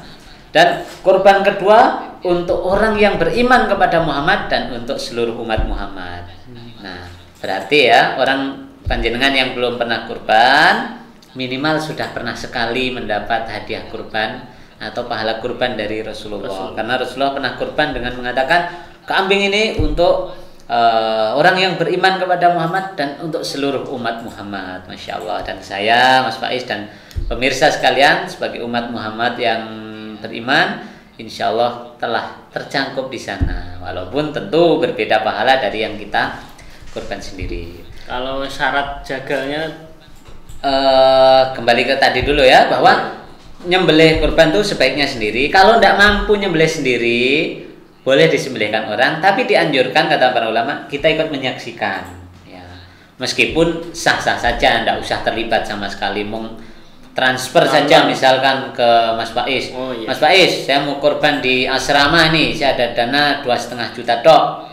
Tolong diproseskan, sembelihkan sampai selesai, bagi sekalian begitu. Nah itu sah-sah saja, tidak masalah. Penting niatnya kurban dan disembelihnya pada waktu yang tepat, itu sudah sampai pahala kepada si pekurban. Nah, adapun tadi yang Mas Faiz tanyakan, kalau pejagalnya, tukang jagalnya itu harus bagaimana? Yang pertama, tukang jagal itu harus muslim, ya, harus muslim, Mas. Ya. Yang kedua, dia harus paham tentang ini ya, minimal sedikit tentang fikih penjagalan, yang mana hewan yang dijagal ini harus disembelih di lehernya, tidak boleh di tempat lain, Mas. Misalkan diiris buntutnya, ben keloronan sapine baru mati gitu. Atau sikile papat dibuntungi kabeh. Ya, bismillah kurban, papat dipotongi kakinya, baru keloronan sapine kesakitan sampai mati begitu. Ini tidak boleh, tidak sah ya. Di leher yang disembelih dan kemudian matinya itu karena mati penyembelihan. Karena kalau tidak hati-hati, banyak tukang jagal, saya dengan mata kepala sendiri, Mas, pernah melihat tukang jagal yang karena tidak mudeng fikih, itu saya tidak tega makan dagingnya. Dia itu sembelih itu sapi dan sapinya masih obah-obah, Mas, belum mati. Langsung dia kuliti itu hewan sapinya. Bagaimana nggak mati sapi karena masih hidup dikuliti. Sakitnya kan minta ampun itu. Pisaunya tajam buat menguliti, kemudian diambil ondolnya, ya matilah. Tapi itu kan daging jadi haram. Jadi haramnya gimana? Karena matinya bukan karena sembelih kalau semacam itu, tapi matinya karena ada sebab-sebab lain. Maka tukang jagal nih, monggo bapak-bapak yang di rumah untuk memperhatikan betul dari sisi fikih yang semacam ini, karena yang sebesar itu hewan sapi nanti bisa jadi bangkai kalau tidak diketahui fikihnya, ya. Ya.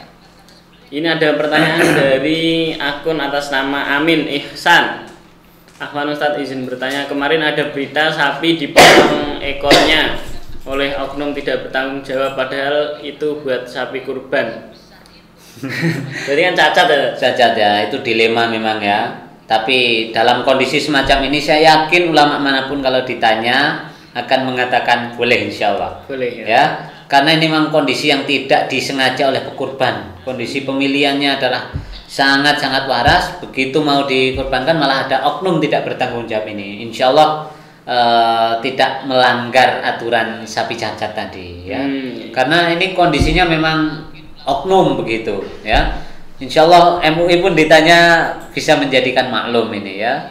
Saya pun berharap demikian, Mas ya. Iya. Nah, untuk kan kalau sebelum ini kan bulan Dzulhijjah, sebelum 10 hari sebelum ini kan itu banyak anjuran untuk tidak memotong rambut dan memotong kuku. Sebenarnya hikmah yang kita dapatkan dari anjuran itu apa? Nah, ini termasuk hari ini ya? Iya, termasuk. Nah, Rasulullah memang dalam hadisnya mengatakan kalau kamu berniat kurban, maka jangan motong kuku, rambut sampai hewannya disembelih gitu. Nah, tapi dengan hadis ini para ulama ternyata tidak sama memahaminya. Jadi jangan dianggap orang yang kemudian punya pendapat lain dari hadis ini itu tidak mengikuti Rasulullah, mengikuti dan sama menggunakan hadis ini dasarnya, tapi memahaminya berbeda. Misalnya mazhab Hanafi mengatakan itu hanya berlaku dalam orang yang sedang haji, ya, orang yang haji, maka kalau mau kurban jangan motong ini sampai selesai waktunya, sampai hari H penyembelihan tiba. Nah, maka alasan mazhab Hanafi ini agak logis. Lawang dia tidak dilarang untuk berhubungan suami istri, tidak dilarang hal-hal lain, masa dilarang untuk motong kuku dan rambut begitu. Ini kan tidak masuk akal. Dalam mazhab Hanafi dikatakan tidak makruh dan tidak haram memotong kuku dari 1 sampai 10 Dzulhijjah itu. Sama sekali tidak ada pengharaman, tidak ada pemakruhan. Sekarang kita cek. Yang mengharamkan adalah mazhab Hambali, ya. Hambali dengan teks hadis seperti itu memilih hati-hati dan memilih ikut hadis yang itu dengan mengatakan haram hukumnya bagi pekurban untuk memotong kuku dan rambut dirinya untuk menahan diri sampai penyembelihan selesai.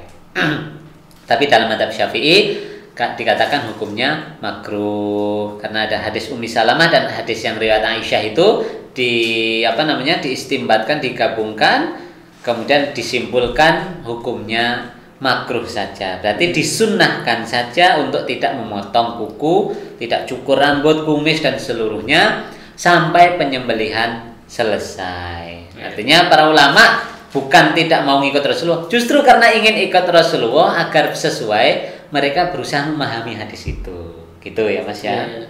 Iya. Saya sependapat dengan yang makruh Mas. Saya malah milih hati-hati karena dari sisi hikmah kita misalkan iya begitu ya, memilih hati-hati, barangkali rambut, kuku dan seluruh yang tumbuh di tubuh kita bisa menjadi saksi bahwa kita menjadi pekurban yang ikhlas di sisi Allah. Barangkali bisa menjadi pengharaman tubuh kita dari api neraka. Allahu a'lam ya. Ada komentar. Terima kasih Ustadz, kita nggak jadi bingungan lagi ya misalnya bilang. Aprilianto TW, wah sapine amin dewe itu. Akbarudin jangan lupa nanti puasa pakai yang manis. Wah ini iklan, bayar dulu. Ada merek ada merek martabak. Apa itu? Oh, martabak terang bulan tamam. Ya. Oh, yang alamatnya di Masjid Nusuan itu ya, di Pasar Nusuan ya. Solo Utara. Solo Utara. Saya pernah makan martabaknya itu. Kayaknya sama Mas Faiz dan Mas Reza ya. Dan enak itu, yang buat alumni SMK itu buatannya itu kalau buat totalitas. Apalagi bilang ada hubungannya dengan SMK itu biasanya coklatnya dikasih banyak ya. Coklatnya itu rahasia tadi. Oh itu rahasia. Ya itu dibuka dari jam berapa Mas? Jam 5 sore. Dari jam 5 sore sampai 11 jam malam. 11 malam. Berarti nanti yang ingin buka puasa di sana bisa ya. Di Pasar Nusuan Solo Utara, martabak terang bulan tamam, manis dan sehat insyaallah. Masyaallah. Matur nuwun Mas Akbar ya atas apresiasinya ya.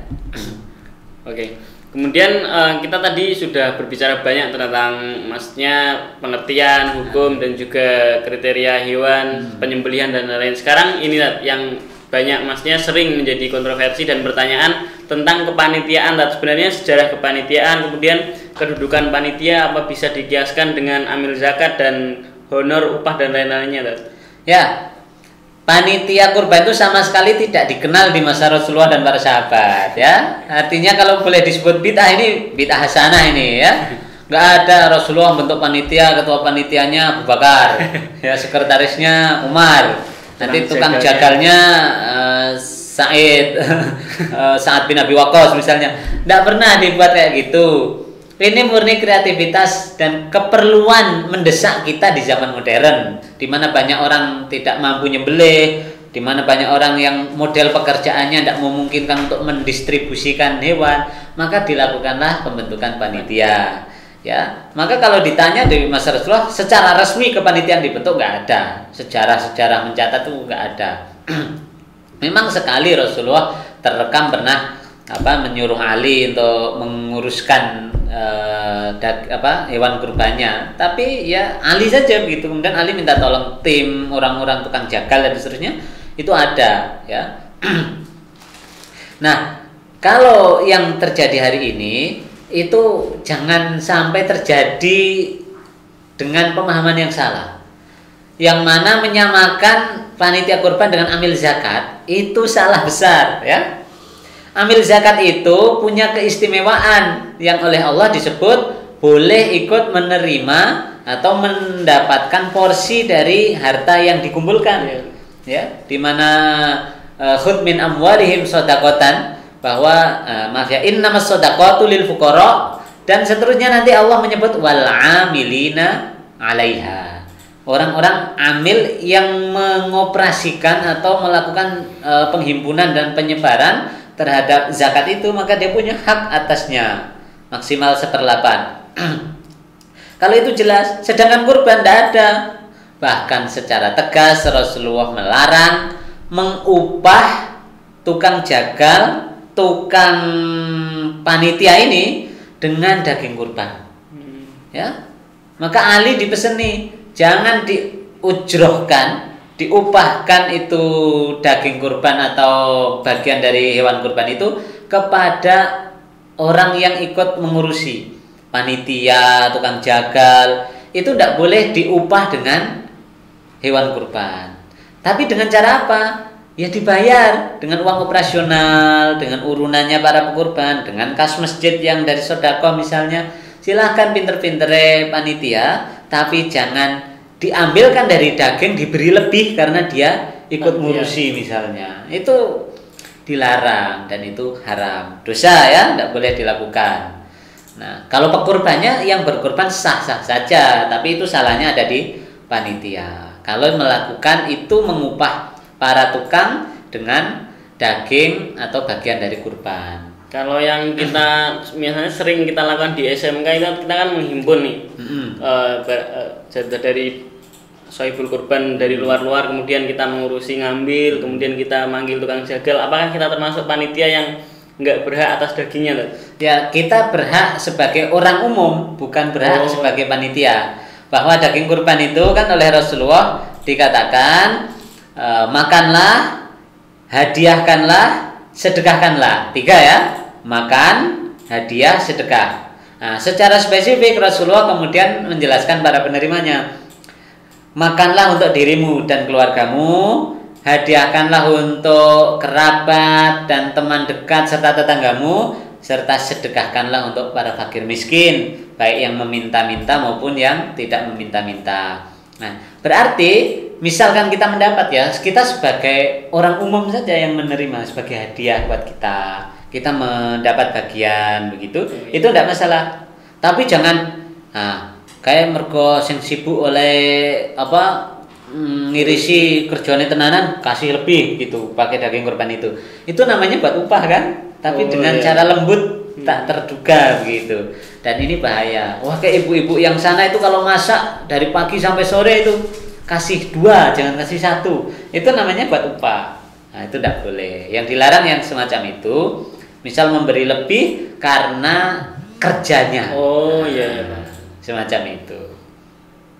Ini kalau di SMK lebih ke poin 3. Nah, poin 3 dia mendapat bagian gitu. Misalkan bagian dari A, B, C, D, Pak ini dikumpulkan dimasak bareng. Itu tidak apa-apa karena bagiannya yang dimasak. Bukan, wah sebagai panitia kan capek, upahnya harus masak-masak, makan-makan. Ini yang tidak boleh. Ini yang hati-hati ya. Salah-salah pinginnya ibadah membantu malah jadi dosa. Naudzubillah. Ada pertanyaan dari live chat mungkin ya? Atau kita ini ya, sebenarnya kalau kita perlu tahu sebenarnya yang tujuan utama dari penyembelihan hewan kurban ini, ritual penyembelihannya atau pembagian dagingnya? Ya, dua-duanya yang jelas. Dua-duanya bahwa ritual kurban ini kalau dimaknai secara tazkiyatun nafs, pensucian jiwa, ini adalah bagian bentuk menyembelih nafsu kebinatangan yang ada pada diri kita. Ustadz Bakhtiar Nasir pernah menyampaikan bahwa nafsu kebinatangan yang ada pada diri kita ini kalau dibiarkan semakin menjadi-jadi, maka salah satu cara tarbiyah kita untuk menyembelih nafsu kebinatangan yang ada pada diri kita adalah sembelihlah hewan kurban. Maka insya Allah itu adalah sebuah aktivitas simbolik yang menolong ruhiyah kita. Ya. Dari sisi penyembelihan dan daging kurban itu sendiri, daging kurban tidak akan nyampe darah dagingnya kepada Allah. Ya. Yang akan nyampe adalah pahalanya. Bahkan para pekurban ada kabar gembira ya.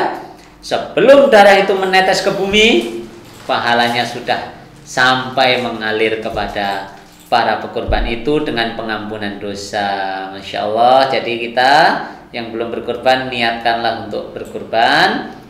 Pahalanya, ampunannya begitu besar.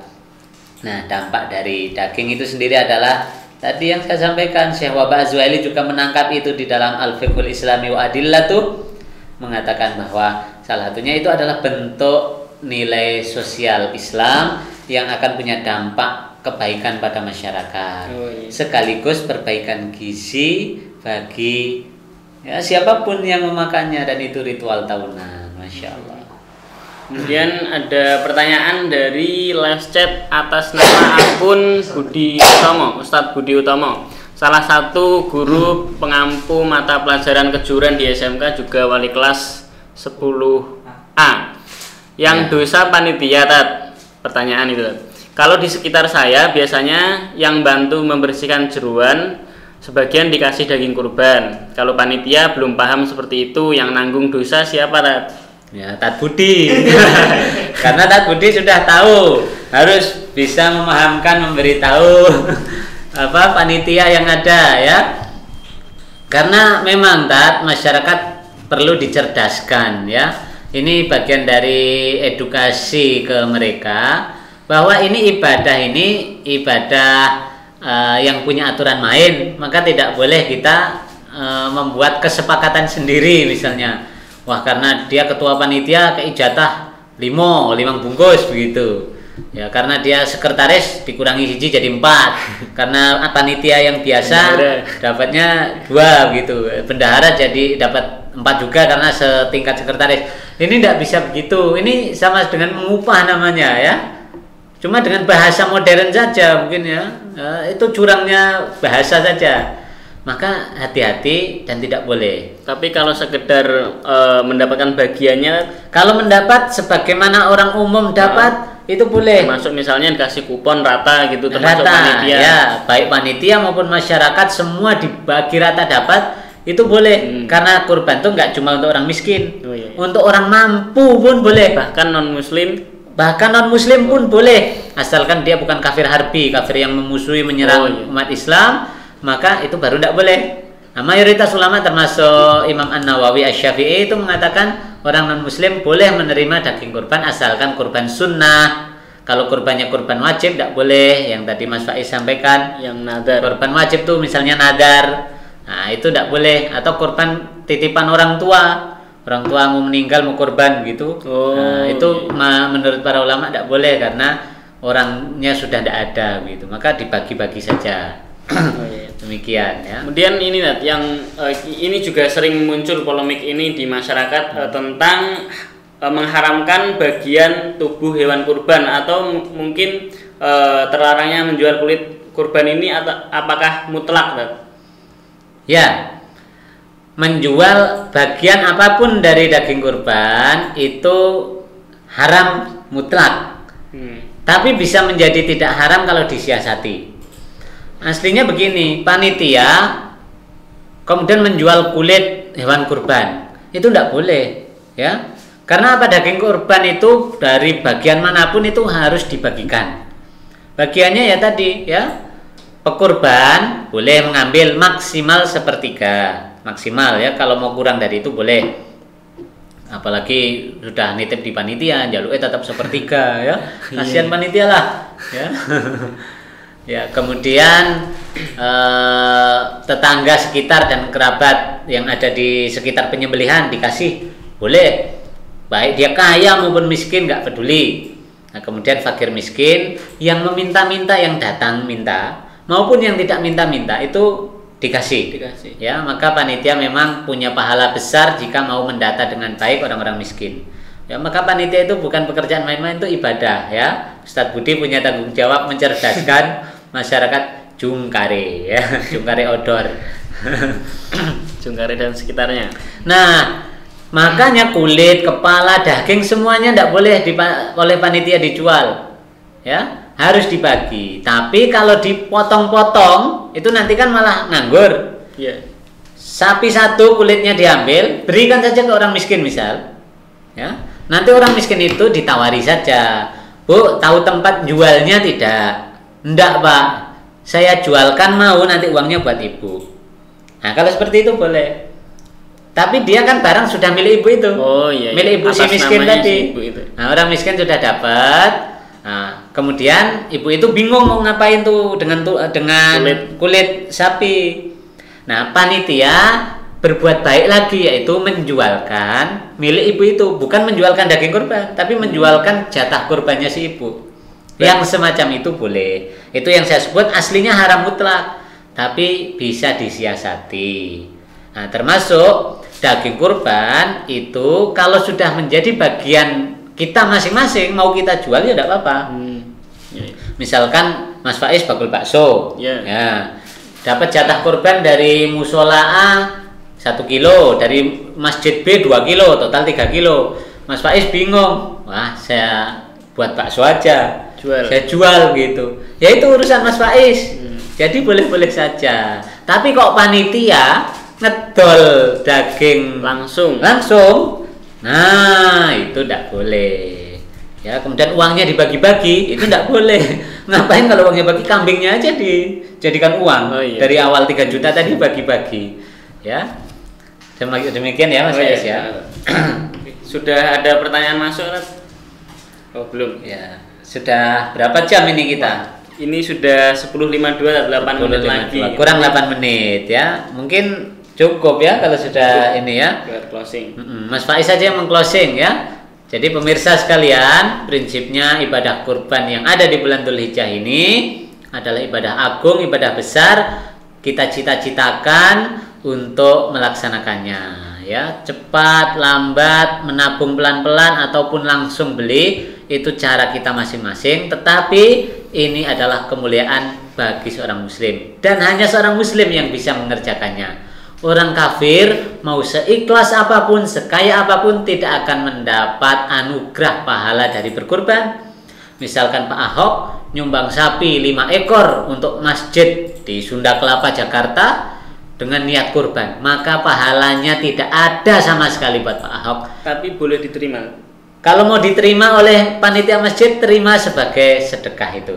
Jadi artinya panitia masjid terima saja misal, ya, kemudian tidak khawatir dengan modus-modus tertentu, terima saja. Tapi kalau mencurigai modus tertentu, ya silahkan diijtihadi baiknya bagaimana. Kalau terima itu bagian dari pemberian hibah yang boleh-boleh saja, dan kita makan sebagai sebuah makanan sembelian secara normal dan bukan daging kurban. Dan Pak Ahok pun misalkan tadi memberikan, dia tidak akan mendapat pahala sedikit pun menurut akidah Islam yang kita yakini secara benar.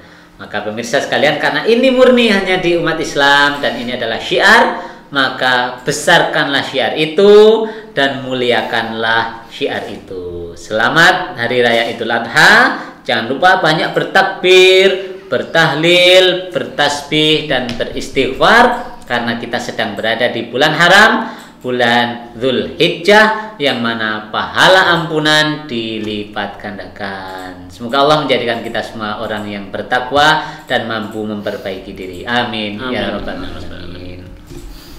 Alhamdulillahirabbil alamin.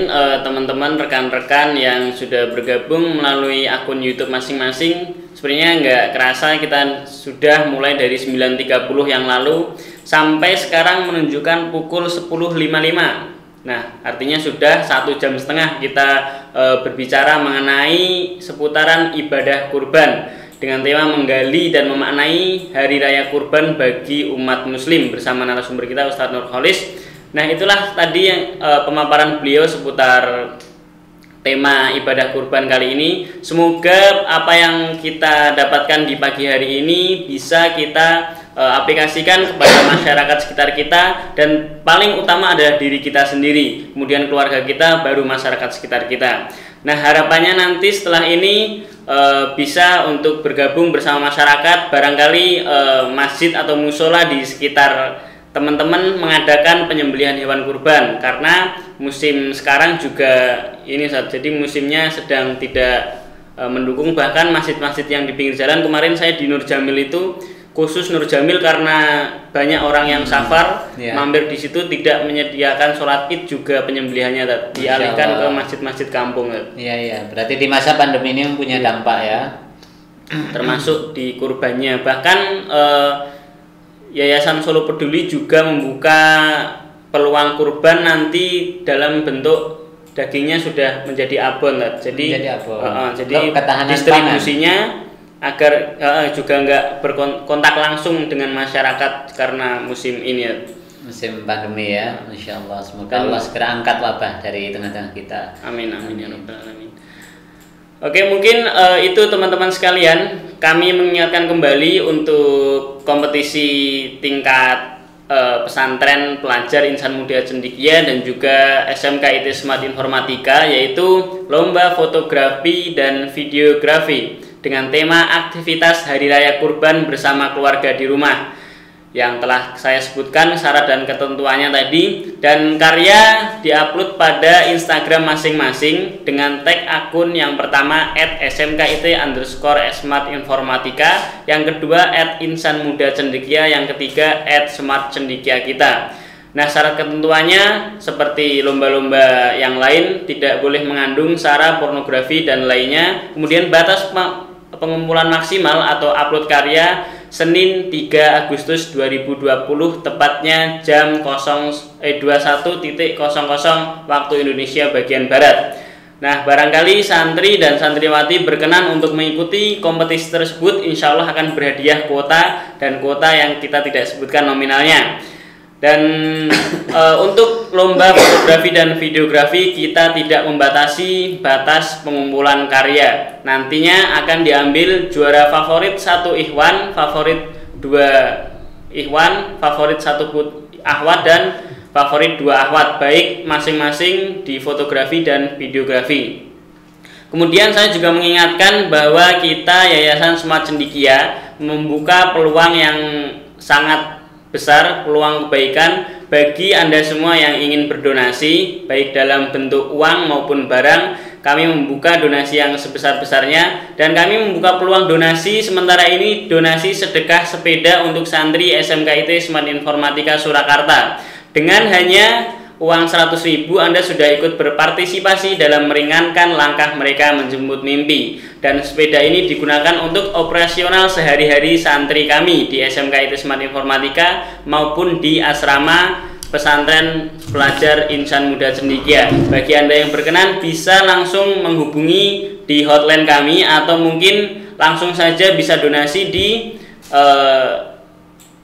Bank Syariah Mandiri BSM di nomor rekening 50000151518 atas nama Yayasan Smart Cendekia. Dan selain sedekah sepeda, kami juga menyediakan peluang besar untuk Anda yang ingin sedekah Al-Quran. Nah, sedekah Al-Quran ini juga diperuntukkan untuk santri kami di SMKIT Smart Informatika Surakarta.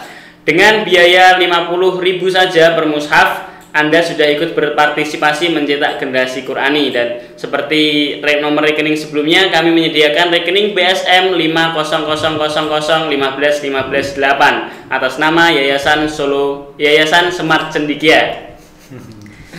Nah, mungkin itu ada yang perlu ditambahkan dengan atau pengumuman lainnya.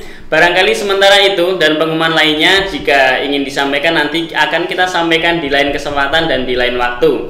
Terima kasih atas partisipasinya di pagi hari ini, sudah membersamai kita dalam kajian Smart Talk Show dengan tema ibadah kurban, menggali dan memaknai ibadah kurban bagi umat muslim. Nah, kemudian saya atas nama pribadi Faiz Abdul Majid selaku moderator, dan juga Ustadz Nur Kholis Magister Pendidikan, apabila dalam pembawaan ataupun pemaparan materi memiliki kesalahan kata maupun perbuatan yang tidak berkenan di hati dan saudara sekalian, kami mohon maaf yang sebesar-besarnya. Billahi taufiq wal hidayah. Wassalamualaikum warahmatullahi wabarakatuh. Waalaikumsalam warahmatullahi wabarakatuh. Oh, iya.